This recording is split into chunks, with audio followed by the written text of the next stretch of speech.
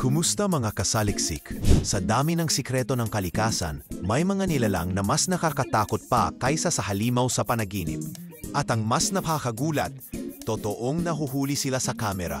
Kaya mula sa matitinik na isda na nagtatago sa ilalim ng isang lumulutang na troso sa dagat hanggang sa isang uod na parang alien na gumagapang mula sa kailaliman ng karagatan, ay pag-usapan natin ang 10 nakakakilabot na nilalang na nahuli ng mga mangingisda sa buong mundo.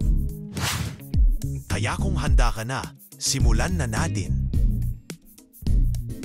Number 10. Matinik na isda at misteryosong puno. Sa tila tahimik na dalampasigan, nagulat ang isang grupo ng mga mangingisda nang makahuli sila ng kakaibang nilalang mula sa ilalim ng dagat.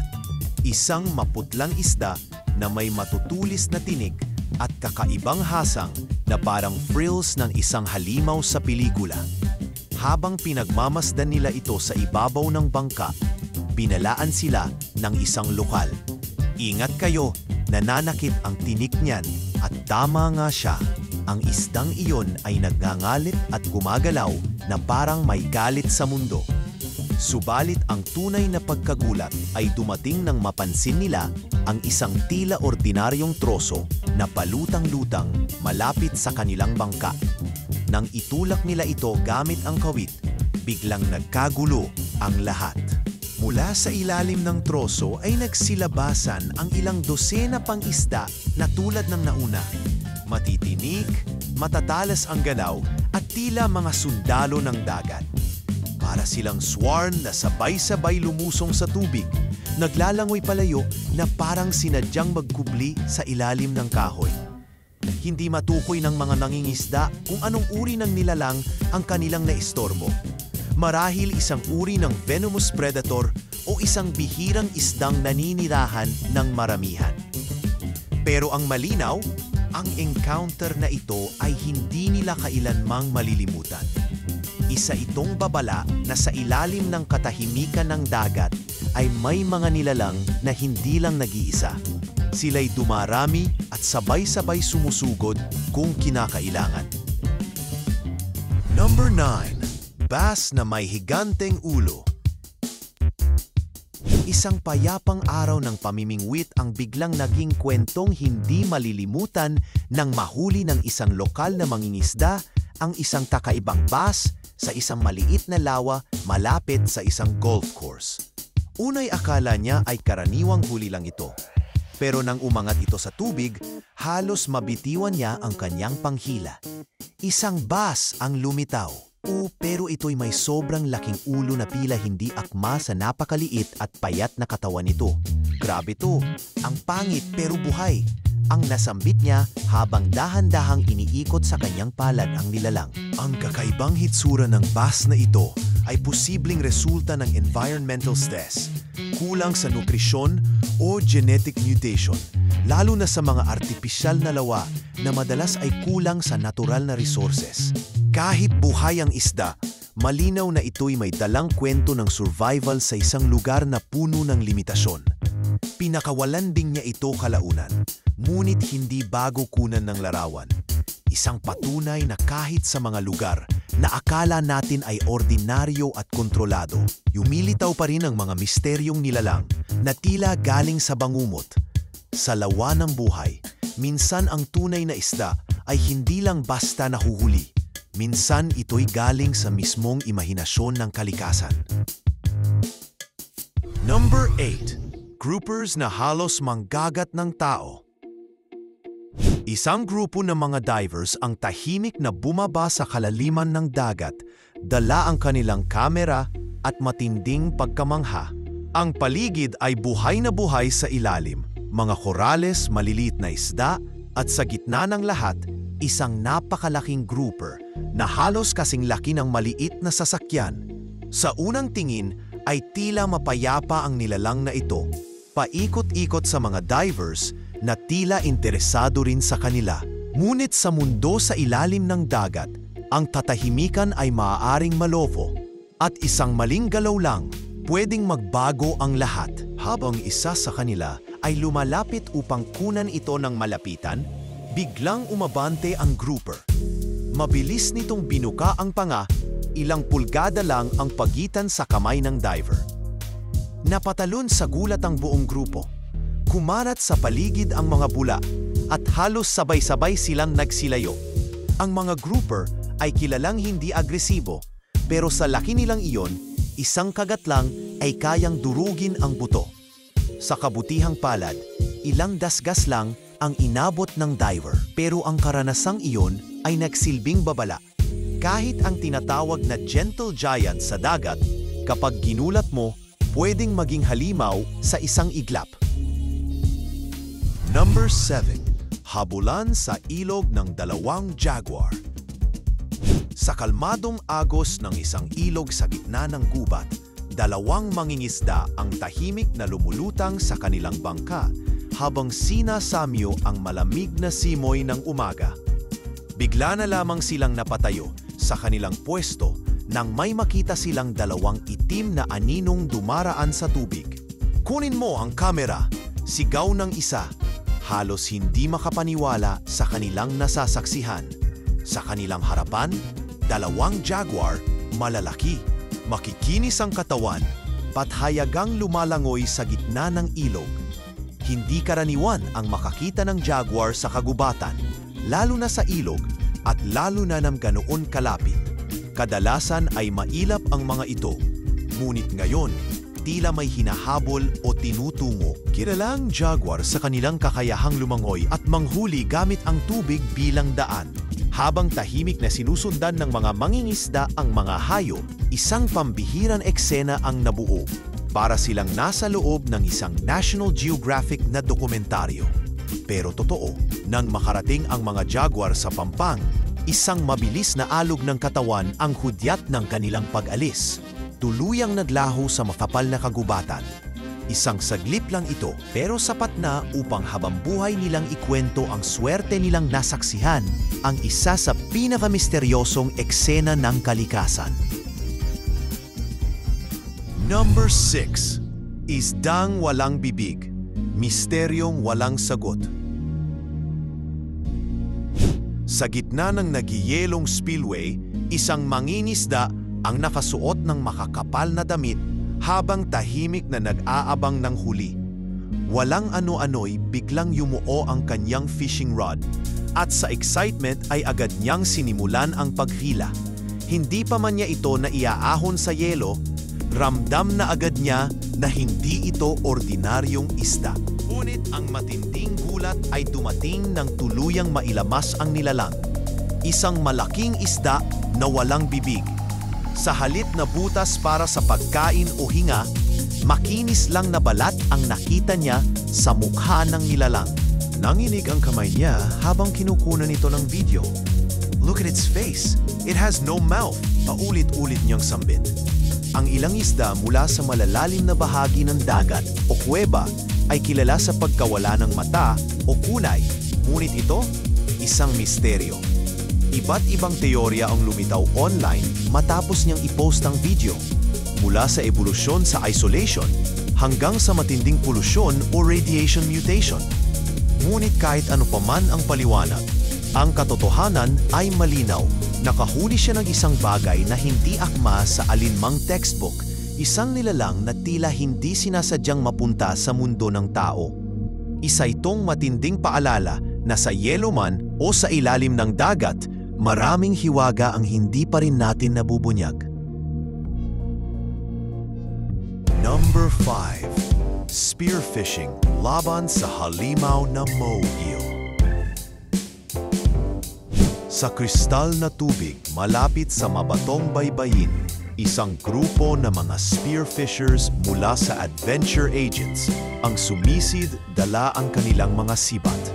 Puno ng sigla ang kanilang grupo, marami ang isda, maliwanag ang ilalim ng dagat, at tila perpekto ang araw para sa pamamana. Ngunit, nag-iba ang ihip ng hangin nang may mapansing maliit na anino sa lilim ng isang koral. Isang moe eel, kasing laki ng hita ng tao, nakapulupot at nakamasid. "Be prepared," sigaw ng isa, sabay lapit ng dahan-dahan. Mabilis ang mga sumunod na pangyayari. Nang lapitan ng diver ang eel, agad itong lumusong. Buka ang bibig na puno ng matutulis na ngipin. Sinibat ito ng diver. Ngunit sa halip na umatras, kinagat nito ang mismong ulo ng sipa. Umalagwa ang katawan ng eel, gumulong sa tubig, at muntik nang tamaan ang isa pang diver sa buntot nito. Ang buong eksena ay nakuhanan sa kamera. Ang kaba, ang sigawan, at ang takot.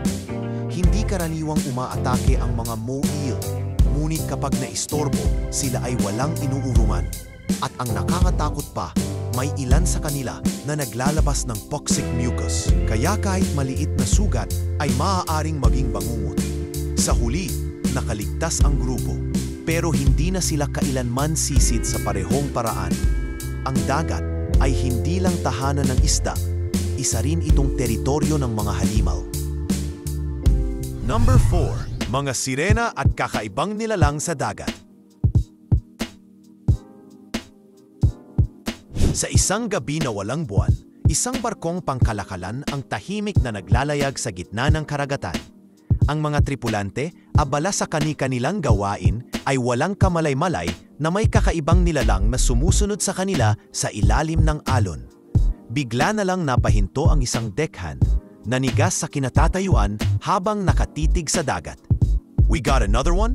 Sigaw niya habang kinakapa ang kanyang cellphone. Mabilis niyang sinimulan ang pag-record at dito na nagsimula ang hindi inaasahang engkwentro. May mga nilalang na animoy mga sirena, mga makikinis ang katawan at tumatabi mismo sa bangka na para bang sinasadya nilang mapansin. Ngunit hindi lang itsura ng mga ito ang nakakakilabot. Bigla na lang narinig ng mga tripulante ang isang melodikong himig, malahuni ng sirena na parang dumidiretso sa kanilang kaluluwa. "What is that noise?" bulong ng isa, halatang nanginginig sa takot. Hindi malinaw kung anong klaseng nilalang ang kanilang nasaksihan. Mga mutanteng isda? Mga alamat na totoo pala?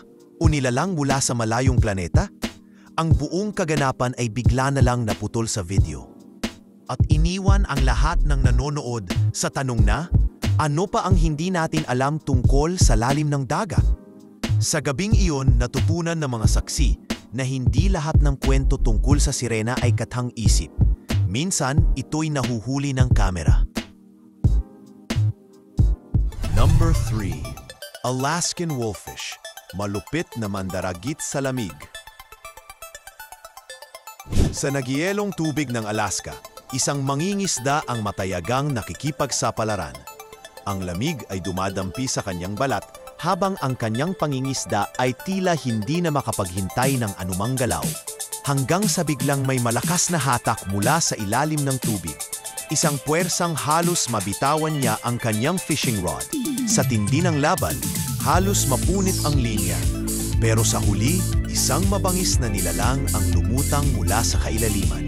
Malapad ang ulo, puno ng ngipin ang bibig. Ito ay walang iba kundi ang Alaskan wolfish. Ang nilalang na ito ay parang halimaw na gawa sa yelo. Kilala ito sa kanilang kakayahang durugin ang mga kabibe at mollusks gamit ang napakalakas nitong panga. Bagamat bihirang umatake sa tao, ang kagat nito ay kayang durugin ang buto ng kahit sinong magkamaling humawak. Ang ganitong uri ng huli ay hindi basta-basta at hindi rin ito madalas matagpuan. Para sa mangingisdang iyon, ito ay isang once-in-a-lifetime moment. Isang kuwento ng tapang laban sa halimaw ng lamig. Pagkatapos ng ilang larawan, pinakawalan din niya ito kasabay ng isang bagong paggalang sa kung gaano kagaspang at kasindak ang mga nilalang sa kailaliman ng dagat ng Alaska. Number 2. Isda mula sa ibang dimensyon.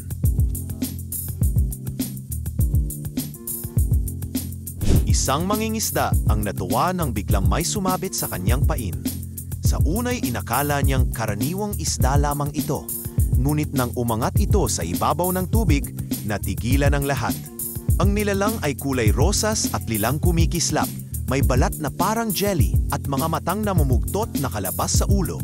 Ang mga labi nito ay namamaga rin, nagbibigay sa kanya ng ekspresyon na halos hindi na mukhang isda. parang mula sa ibang mundo. Habang pinapaikot ito ng mangingisda sa kanyang mga kamay, lalo lang naging kakaiba ang hitsura nito. Ayon sa mga eksperto, ang ganitong mga hitsura ay karaniwan sa mga isdang nakatira sa napakadilim at malalalim na bahagi ng karagatan. Doon ang liwanag ay halos wala na, kaya lumalaki ang mata ng mga hayop upang makahuli ng kahit katiting na liwanag. Ganon din ang mga kakaibang hugis ng katawan nila para mapayanan ang sobrang presyon. Ngunit kahit may paliwanag ang siyensya, hindi pa rin kayang mawala ang kababalaghan. Sa oras na yon, napagtanto ng mangingisda na ang kanyang nahuli ay hindi lamang isang nilalang. Number 1. Ang polyat worm, bangungot mula sa ilalim ng dagat. Si Roman Fedorov, isang veteranong mangingisda mula sa Murmansk, ay inakala niyang nakita na niya ang lahat sa tagal ng kanyang karanasan sa dagat. Pero lahat ng iyon ay nagbago nang may kumapit na tila alien sa kanyang lambat. Isang gumagapang na nilalang na balot ng tinik at bristles. Umiindayog ang katawan na parang may sariling isip. Nang hawakan niya ito, halos mapasigaw siya sa kilabot.